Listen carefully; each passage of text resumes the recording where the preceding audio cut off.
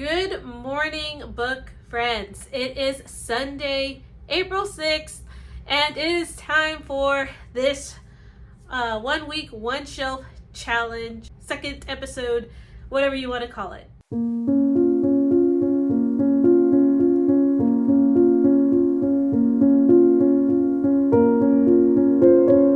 So, the bangs are going to be on the side today. I wore a hat earlier and they're a little flat, so that's okay.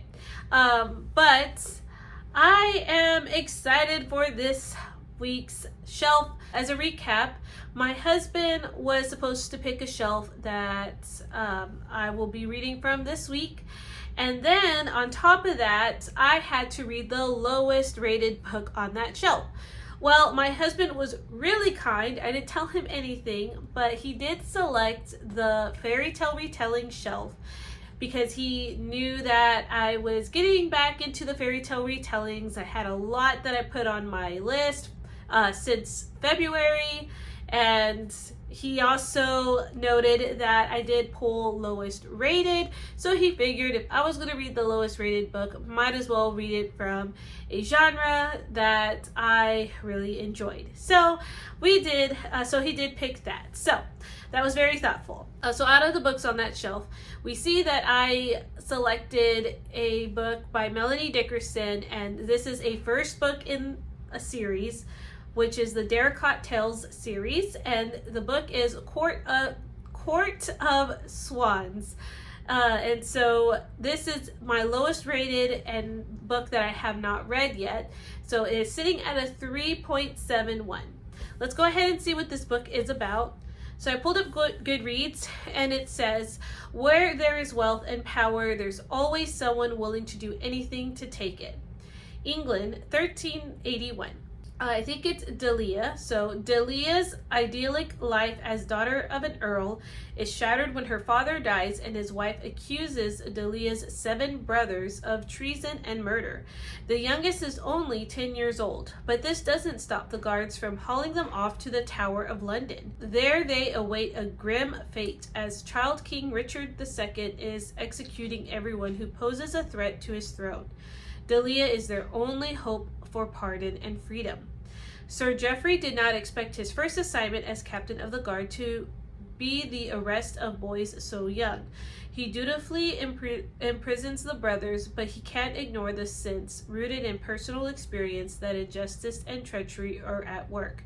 Determined to rescue her brothers, Delia secures a position as a seamstress for the queen. Her quest is all but impossible as the executions continue. Sir Geoffrey offers to be her ally, but should she trust him in a court where everyone has an agenda? So this is a retelling of The Wild Swans, which I've never heard about before. So this will be a fun one to explore. I'm really excited to jump back into a fairy tale retelling.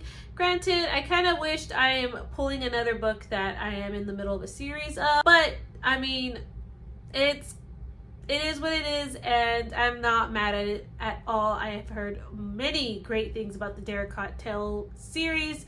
So this one I have on audiobook from the library. It's about over 7 hours, not quite 8. So this one should get done pretty fast. So I will come back in here and tell you what I think about this first book in the series. So I will talk to you in another clip. Okay, it is Tuesday, April the 8th, and I have finished Court of Swans. This is a retelling or reimagining of the fairy tale book The Wild Swan, and I don't know if I mentioned that earlier or if I said something different, but it is The Wild Swan, and I think Melanie Dickerson did a good job at using that as inspiration. So this story, you have Delia, who basically is trying to prove her brother's innocence because they were falsely accused and are sent to the Tower of London to be executed. And then you see the love interest, Sir Geoffrey, who was in charge of arresting them, but he has doubts as to why are all these 7 brothers being imprisoned, especially since the youngest is 10. And so he's kind of trying to get to the bottom of it as well. And so that's basically the gist of the story. And I enjoyed the story for what it was. It was a sweet romance. It had good Christian faith content. I would give it a 3 out of 3 for that. And I think it brings up some really good questions about why do the just get punished unjustly and why do the unjust seem to go free. And I think Melanie Dickerson did a good job at navigating through that. So there were some unexpected things, a lot of different kind of elements thrown at you. Yeah, I enjoyed it. I enjoyed reading it. Yeah, I think one of the things in this book that I was just a little like, I guess not weirded out, but in a way I kind of was. And I think it's because I teach pretty close to like this age group, but this is written in the setting of like the 1300s. And so, granted, people got married at a very young age. And so one of the couples that are going to get married were centered around age 14, which again, it does match up with the timeline.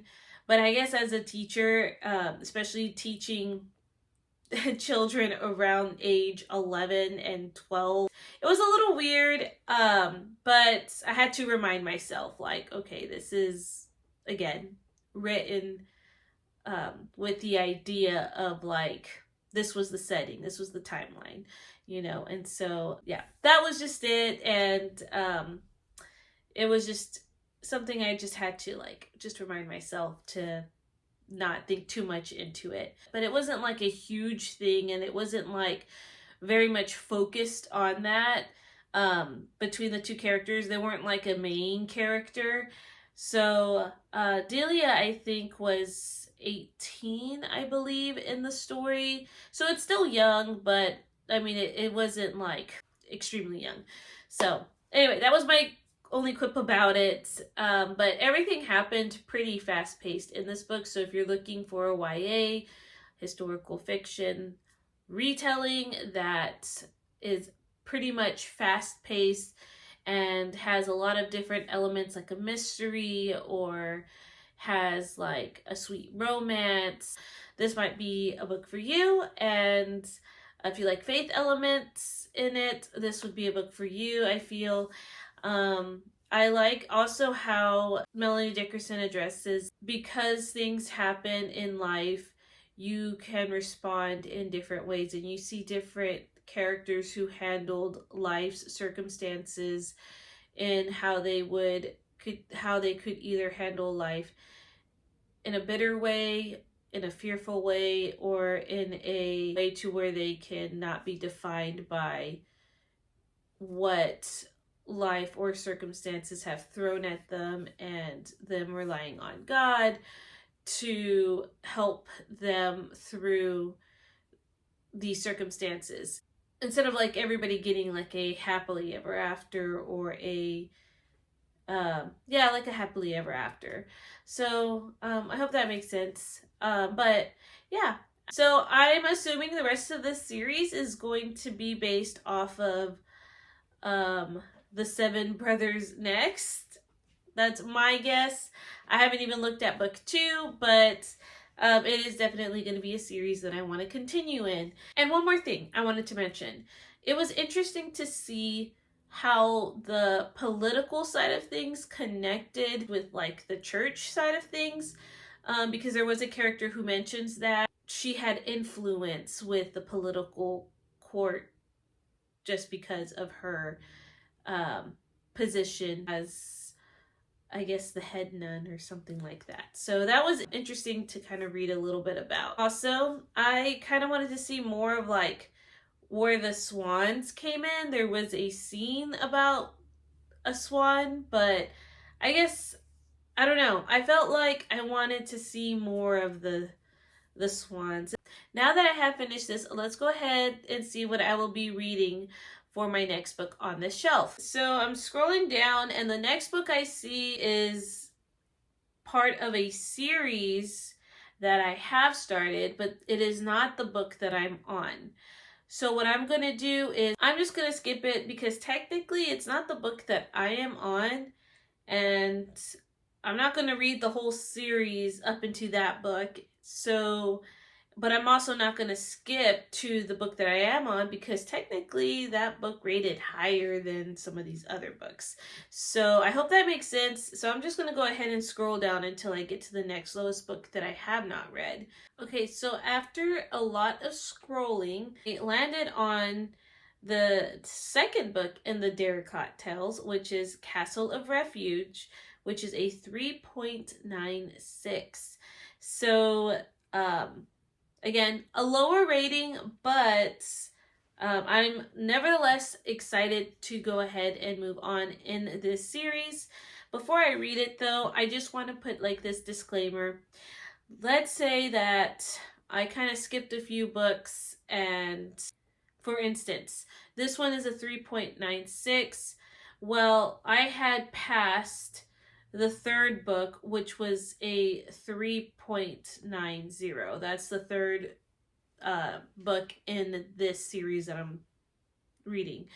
Then what I'm going to do is I'm going to always backtrack and go down that way. For instance, if I finish this one, then I'm going to go ahead and start again at my lowest rated and then continue to go down. That way, I make sure that I'm always looking at my lowest rated. I hope that makes sense, and I hope it's not overcomplicating things and is too confusing, but I guess I'm kind of like thinking, that's how I'm kind of thinking my way through. So in case, I jumped up and then I jumped back down, that's just because I'm constantly going to see if like catching up with my lowest rated. If you have any suggestions about how I can do things a little differently, please let me know in the comments below, and I will take it into consideration. That way I can, if I do this again in the future, or even in the next weeks, I can like tweak it as I go. So, but that's how I'm going to deal with it this round. So we're in the second book now in the Derricott Tales, which is Fine by Me. And this one says, to live an unforgettable life, she would defy all expectations, including her own. Ever since she was a child, Audrey wanted her life to be extraordinary. But as the daughter of a viscount born in late 14th century England, the only thing expected of her is to marry, until an act of malice by her sister Maris 4 years ago damaged her face and her prospects. Though Maris was sent away, 20-year-old Audrey is still suffering the scars of her sister's cruelty. When her father announces his plans to marry off his damaged daughter and bring Maris home, Audrey decides to flee in search of her true destiny. However, life outside her home is dangerous, and she soon finds herself attacked, sick, and in desperate need of help. She is taken in at Derricott Castle to be nursed back to health. While there, she decides to keep her identity a secret and work as a servant in the castle, but she doesn't count on falling in love with the young and handsome Lord Derricott. And I'm just going to stop there because I feel like it is going to kind of tell you things from the first book. So we're following this young lady, and this is an Ugly Duckling retelling. And I'm actually really excited about this book. I mean, it sounds very heartbreaking, and I mean, I just want to know what happened to this, lady's face and everything. And I'm just really curious about this one, especially when it deals with this certain love interest. So, yeah, I'm excited. I think this is on audio because as I was listening to the first book, I saw this one. So I'm just going to start this today and we're going to see how far I can get. All right, I will see you guys once I completed this book. Well, that didn't take so long. So today is Thursday, April the 10th, and I have completed Castle of Refuge by Melanie Dickerson, and I did enjoy my time with this book. So let's go ahead and talk about this book. So this book, you follow a young woman named Audrey, and Audrey is basically like the ugly duckling in this story because this is a retelling of the ugly duckling. And so Audrey lives with her father and her sister, and through life's circumstances, her sister is very abusive towards her. And Audrey has this incident that ends up scarring her face, and she basically believes that she is ugly and that everything is her fault. She is just suffering from these thoughts because of how she was kind of abused by her sister, emotionally, physically. And then you have the story of one of the brothers in the first book, and he is struggling with this wound that he did get, and it's a life-changing one, and he is struggling with bitterness and basically his own self-worth. And so it is these two, their love story essentially. And I really did love the faith element that did surround this story. It is a 3 in the Christian fiction faith rating. And yeah, I thought that it was a good story. I was very much captivated, especially when it dealt with the girl's story, because, you know, you can't help but dislike her sister and what her sister does. Although there is like a small smidge of like pity for her sister, because you know that it's also not, she's not right mentally with how she thinks, I guess.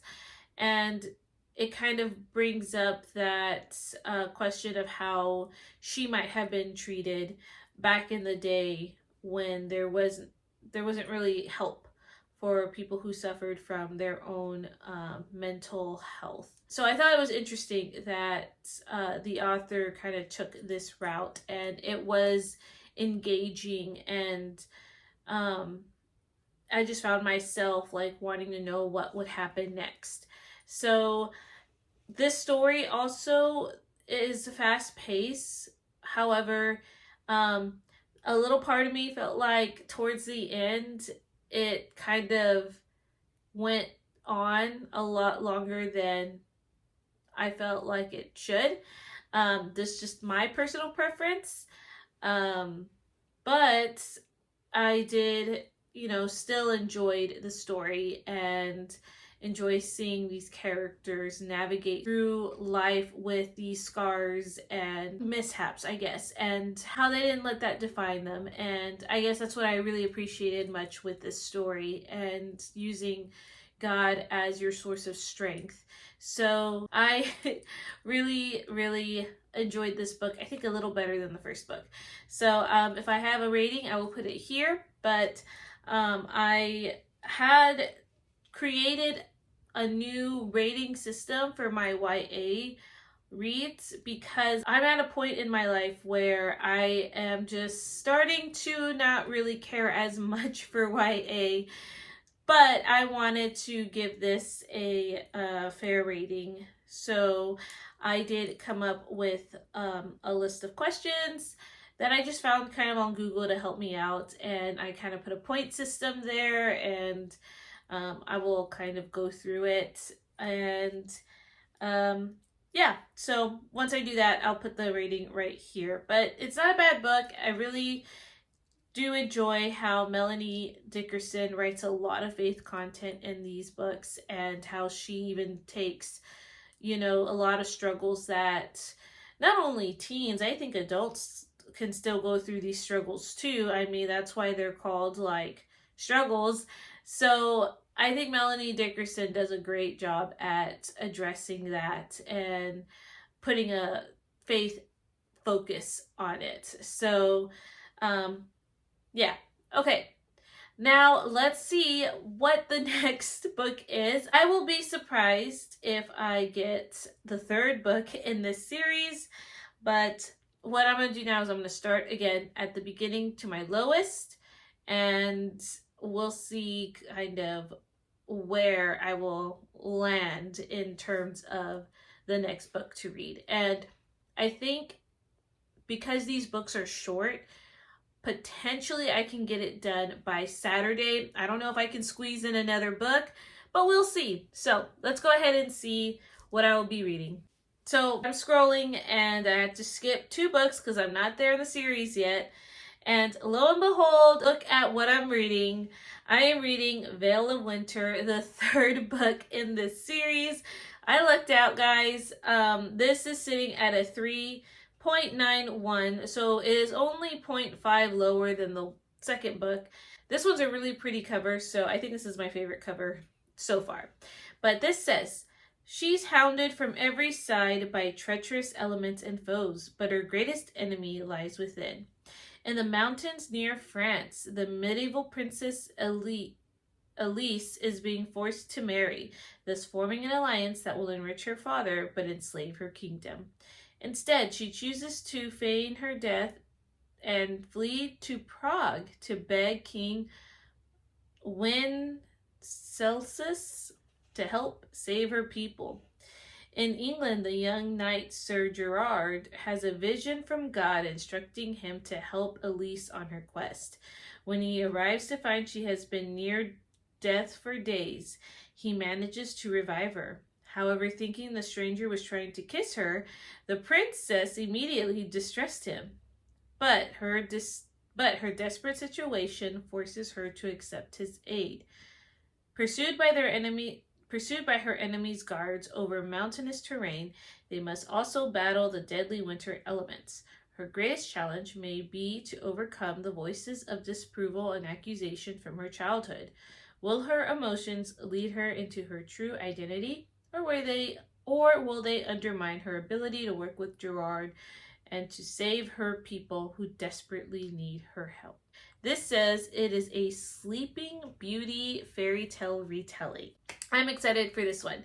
So before I go, I actually wanted to talk about the book that I did read for Alma's challenge, which is to read a book published in 1930 or set in 1930. So the book that I did pick up was called A Tangled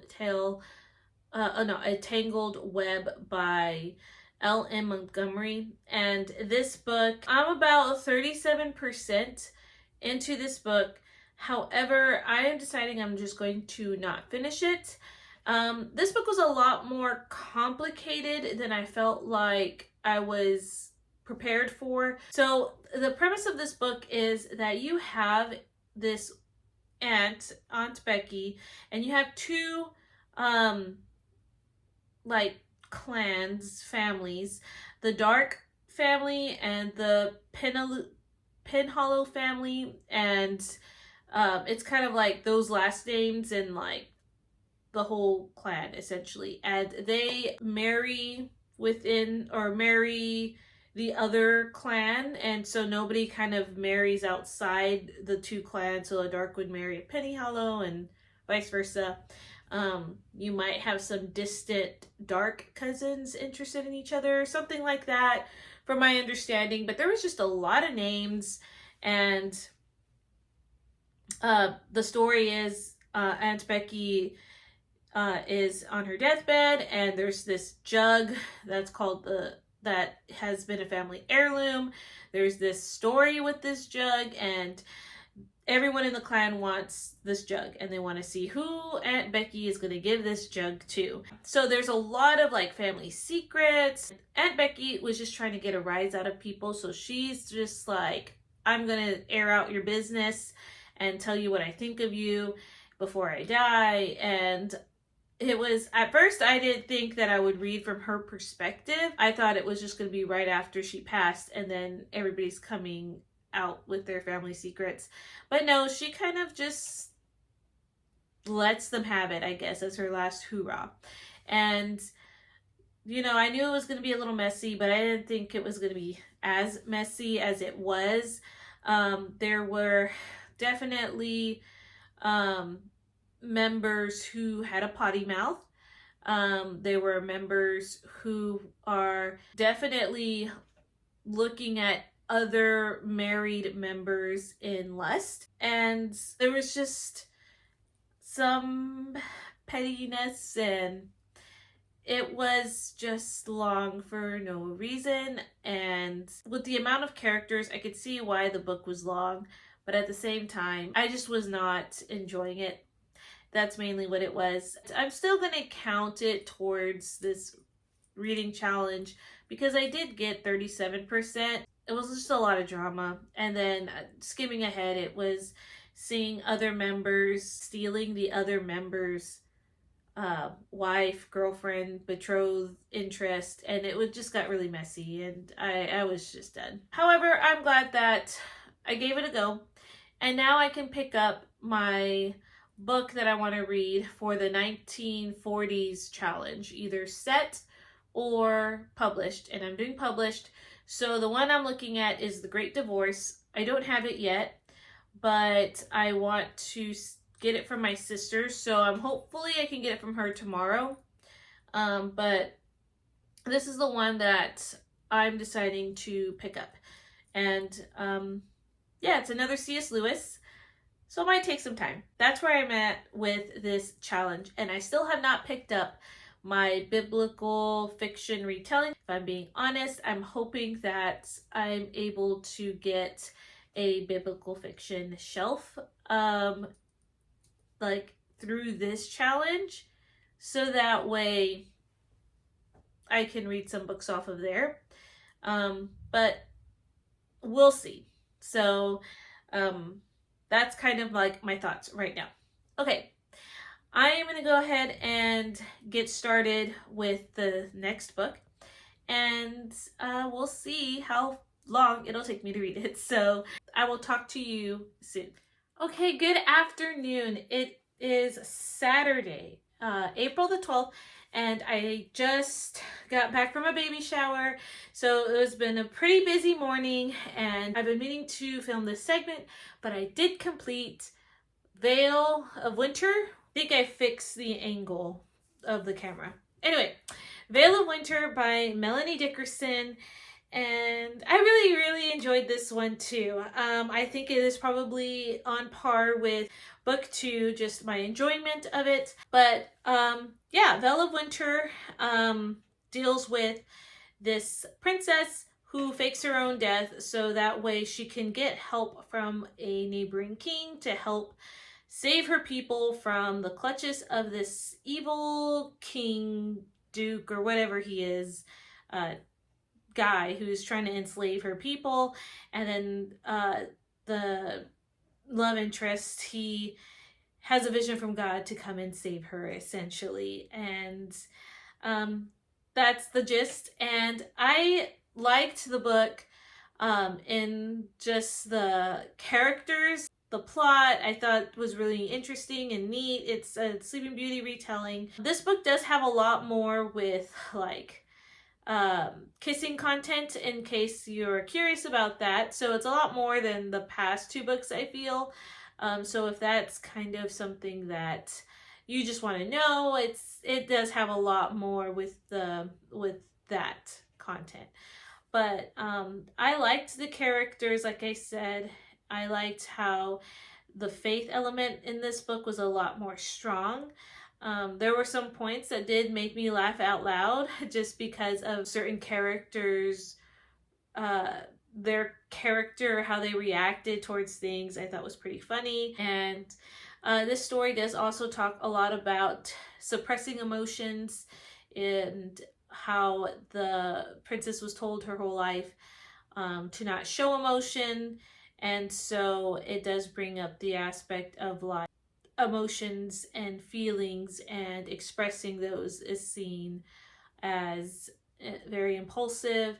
And the wounds that this young woman kind of goes through with that. And this book does have lots of twists in it, especially towards the ending, and there was a friendship there that I felt that died away that made me sad. And if you've read this book, you probably know which one it is. And I appreciate how Melanie Dickerson seems to write the plot fast and make it interesting, and I really like her faith elements in her series. And the covers are just beautiful. Like, I really like this cover. Anyways, I thoroughly enjoyed the Daracot Tales so far, but let's go ahead and see what week number 3 is going to have in store for us. Let's go ahead and see what shelf we're going to. Ooh, shelf 11. Okay, 11. Okay, so I originally had a mood pick a shelf, but I actually changed that to a series shelf. So I landed on number 11, and 11 is actually one of the shelves that I did change, and I forgot to mention that, but I showed you in the clip. It used to be my my personal mood reading choice, so I get to choose which shelf I wanted. But I did change it because I do want to get through some of these series. So 11 is my series shelf, and I have my series tracker right here, all the series that I'm in the middle of, and before I pick that one, I am going to pick one of these circles to see the criteria for it. So this is lowest rated, and it's going to go back in here. And so I'm just going to shuffle these a little bit more, and we're going to see the criteria. I feel like, well, we'll see. We'll see which ones I get. So let's go ahead and pick this one. This one says, ooh, this one is color. So randomize a color, and it needs to be on the cover. So it doesn't have to be majority. It doesn't have to be like the majority of the cover has to be that certain color. That color needs to be on the cover. So how I'm going to do this is I will generate the color, and you will see it right here. And then I will pick a book based off of that color. Okay, so sorry if the camera has moved, but I needed to see the color on my phone. So as you can see that I got this color that actually kind of matches my shirt, at least it's in the same color family, I feel, but it's this light bluish color. And so from what I'm working with, and I think that this color is on here, I'm going to go with the Silent Songbird because that color is up here in the sky. So I'm going for it. Let's see, I put it on this side so you can see it side by side, but I'm definitely gonna count this. I guess I'm kind of now in my fairy tale mood. So this is Melanie Dickerson's other series, the Hangenheim series, and I'm slowly working my way through this series. This one is a Little Mermaid retelling. I'm eager to get back into this series. I'm eager to finish this series, but I will start this book tomorrow and start a whole new week with this series shelf. So let me know, have you read this series, the Daracot Tales? I would also love to know what you thought about it. I know some of you have mentioned it before in the comments. So yeah, let me know about what books you have read from this series, if you enjoyed them. So all right, I hope you guys have a great rest of your day, and I will see you in another video. Bye.